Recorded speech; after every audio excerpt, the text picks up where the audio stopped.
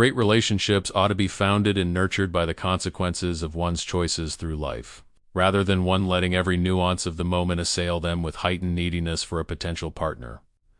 A good relationship should be inevitable due to the groundwork laid through well-calculated actions over time, and not hasty sentimental actions taken at the zenith of excess stimulation and drowning haze of unnecessary desires.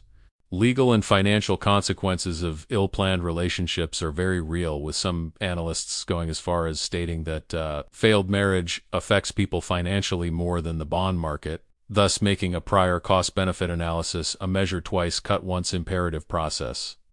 For those that get this and approach relationships with a business-minded perspective, such relationships, if well-watered, are often the beginning of a potential family dynasty.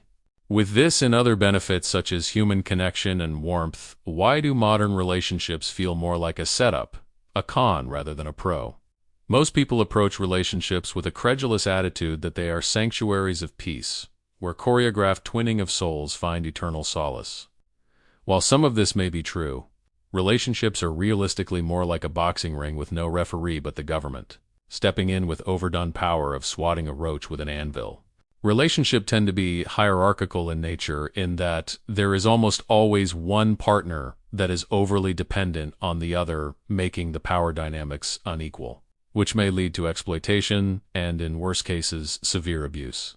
This is why government oversight is important, but over time, an overload of one-sided legislation has turned formal relationships into a casino where one party always loses and the other is left reeling in despair, as the winning party whimpers like a famished religious faithful breaking a fast at an all-you-can-eat buffet.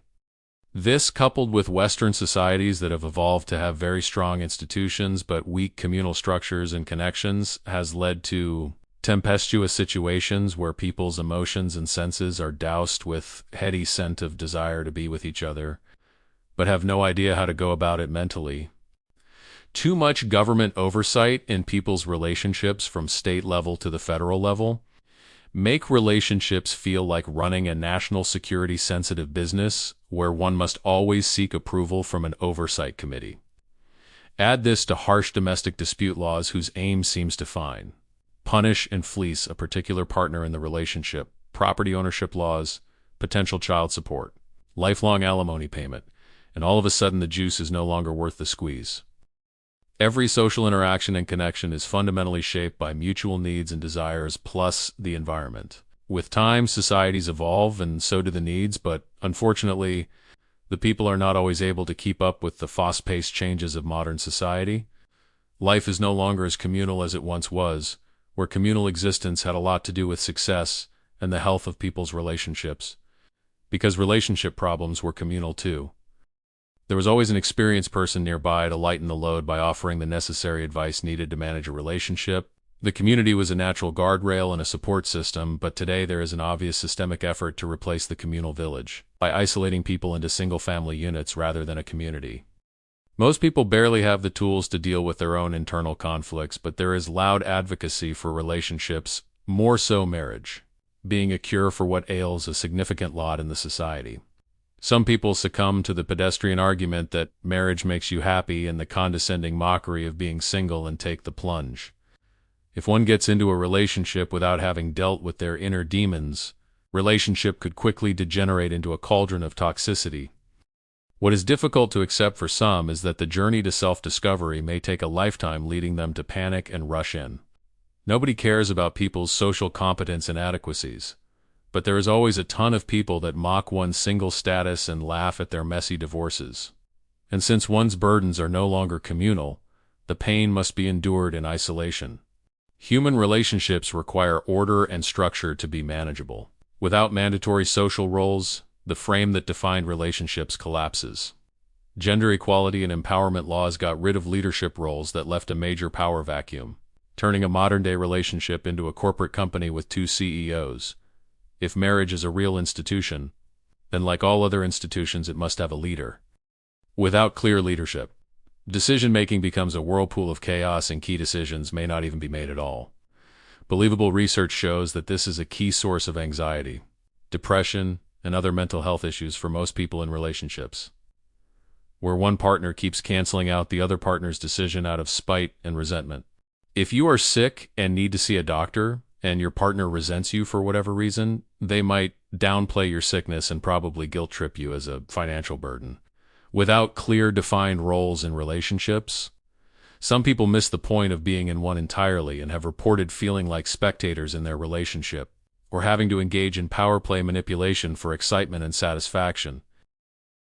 The default assumption by gender empowerment groups that certain genders or ethnicities are inherently unsavory breed contempt between different groups, and if you happen to belong to a condemned gender group, your entire existence must revolve around proving that. You are the model exception, which is an impossible undertaking altogether.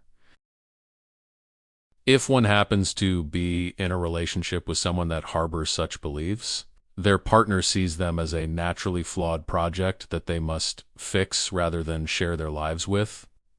Hence the rise of relationship tell-all books and documentaries.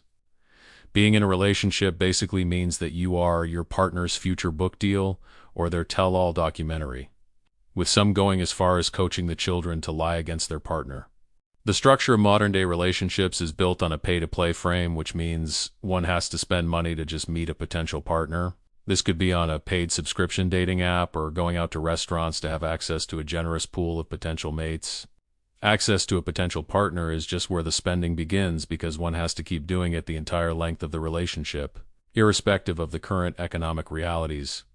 Basic survival always precedes secondary priorities such as dating, which in some cases may feel like unaffordable luxury, and if prices keep rising and wages don't, relationships eventually may be out of reach for most. Commercialization of love and relationships mean that a significant number of them are purposely curated for this purpose. For commercial reasons and brand management, you must sell your relationship as a perfect model, albeit covertly. Selling a perfect image of one's marriage is tedious and emotionally draining, and the people that believe in these illusions may become disillusioned with their own relationships. Technology enables one to have access to people whose characters and personalities they cannot truly judge but can date online, and also makes it possible to virtually have a partner of one's dreams with nothing more than a visual access and imagination. Most of these factors combined are not in the interest of any relationship worth pursuing, and what is not in the interest of the hive is not in the interest of the bee.